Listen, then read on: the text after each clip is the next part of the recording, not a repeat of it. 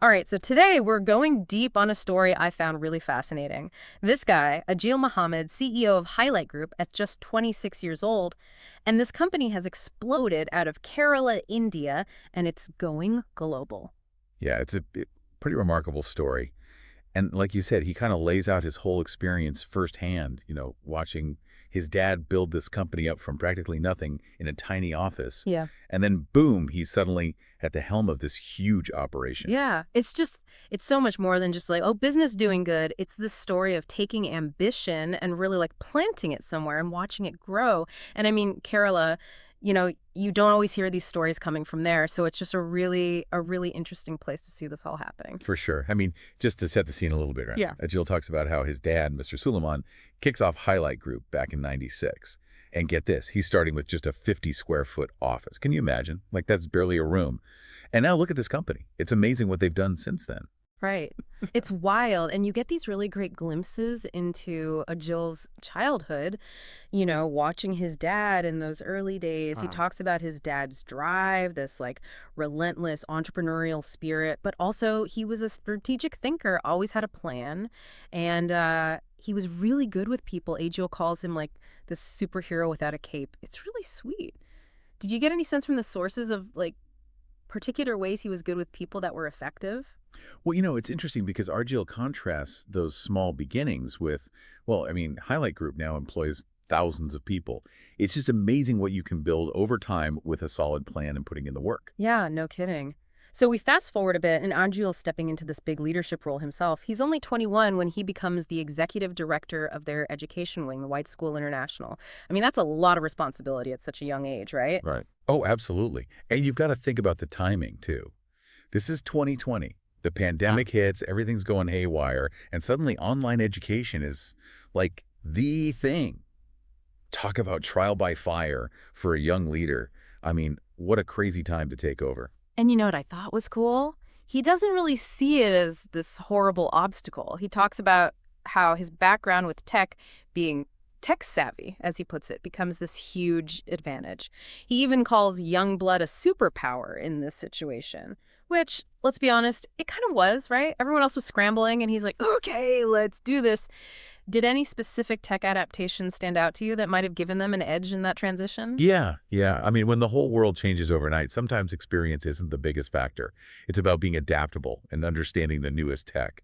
And that's where, his generation really shines. I also love that little comment he made about working with some of his former teachers. Like, that must have been a trip. Haha, yeah. Really humanizes the whole story. So, okay, let's talk about the scope of this company because it's not like they're just laser focused on one thing. They are all over the place. Yeah, it's almost dizzying, right? Uh-huh. Real estate, education, we've got entertainment, healthcare, even food and beverage. I mean, wow, it seems like a pretty smart strategy, especially in a region like Kerala. Mm. You're not putting all your eggs in one basket. You're able to ride the waves of whatever the economy's doing, and you're meeting all these different needs in the community.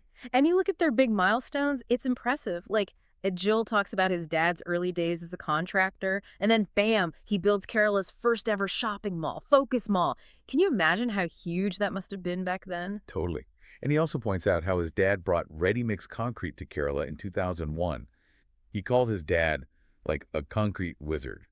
I mean, it paints this picture of a guy who's not afraid to try new things, real innovator. Totally. And then now they've got 10 shopping malls in Kerala, like just a huge presence there. And Yeah. then there's the Highlight Olympus project, this massive residential building with, get this, India's largest terrace recreational floor. Like an infinity pool and a gym way up there. Yeah. That's wild. What kind of engineering challenges do you think come up when you're building something that crazy? It's definitely a statement. Yeah. It's not just about housing anymore. It's about creating a whole lifestyle.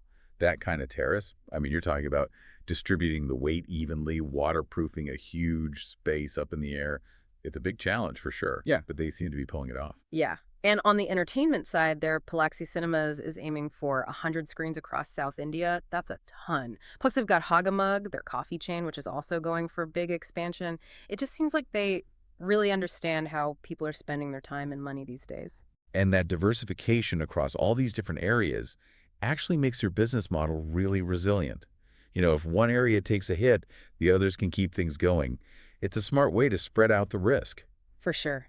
And they're not just about fun and games either. They've got L&I, this premium mother and child hospital in Calicut, and they're looking to expand into healthcare even more.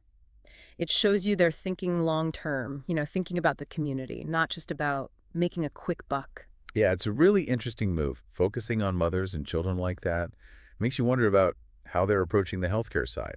Yeah. What kind of tech are they using? How are they making themselves stand out in a crowded field? Right. Now you got to wonder, why are they so focused on Kerala? I mean, they're going global, but they seem to really have this commitment to their home state. Well, Ajil specifically addresses that, actually. He talks about Kerala's potential.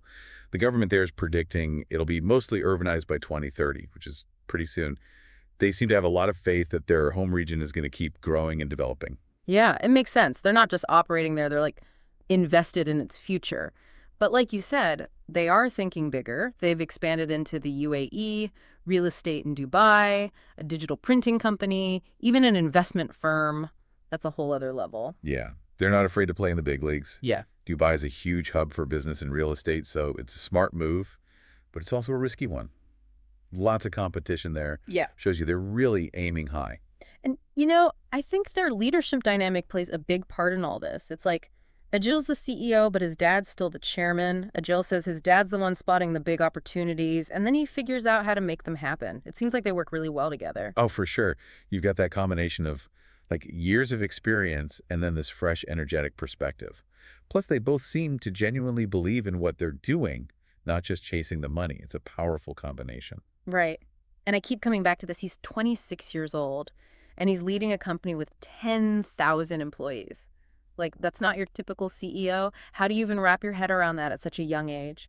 I mean, it's definitely unusual, right? He talks about staying grounded, which he learned from his dad. Yeah. And I think that makes a big difference. It's not about being this big, important CEO.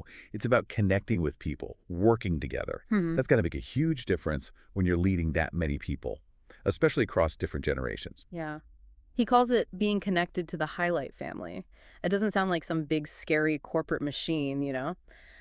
How much do you think that kind of approach impacts a company's culture? Do you think people work harder, stay loyal when they feel like they're part of something bigger? Absolutely. When people feel valued and they understand the company's mission, they're going to be more invested. Yeah. And I think Ajil gets that. He even talked about how motivating it is to see their projects actually making a difference in people's lives, creating jobs, supporting families. That's got to be a powerful feeling. Absolutely. And then there's this huge announcement they made at the Invest Kerala Global Summit.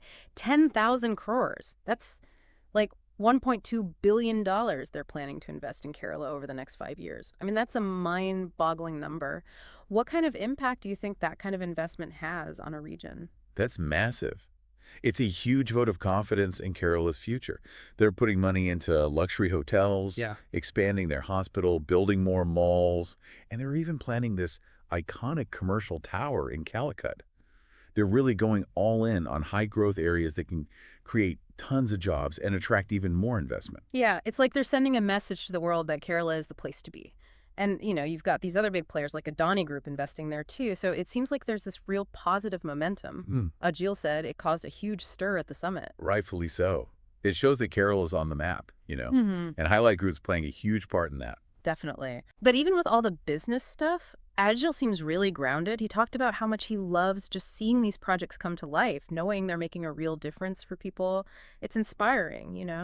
It shows you that it's not all about spreadsheets and profits, right? He really seems to care about the impact they're having. And I love that little detail about him de-stressing by driving around Kerala. It's like he's really connected to the place, not just seeing it as a place to do business. Totally. And looking forward, they've set this goal to touch 50,000 lives in the next 5 years. That's ambitious. How do you think they'll pull that off? It's a big goal, that's for sure. Yeah. It's going to take more than just expanding their businesses. They're going to need a really strong team. And Ajil actually talks about how important his team is to achieving this. It's a team effort. You can't do it alone. Right. And I love the advice he gives to young people. He's come so far, so fast. And he basically says, find your passion, work your butt off, stay curious, and don't be afraid to start small. It really brings it all back to his dad and how Highlight Group began, right? Yeah, it's great advice. It's basically their story in a nutshell. They started small and built something incredible. It shows you that anything's possible, no matter how small you start. as long as you've got the passion and the drive. Absolutely. Well, that was quite a deep dive. We've covered a lot of ground today, from a tiny office in Kerala to this huge company with global ambitions. Ajil Muhammad's story and the rise of Highlight Group are pretty amazing examples of what vision and hard work can do. Totally agree. It's just incredible, the scope of what they've accomplished. Mhm. And it's really a testament to the power of family, strategic thinking, and that youthful energy. It definitely makes you think, right? There are amazing stories of growth and innovation happening all over the world. It makes you wonder, what potential are we overlooking in our own lives? What could we be building? Maybe we all have a small boat that could become a massive ship if we just give it the right attention.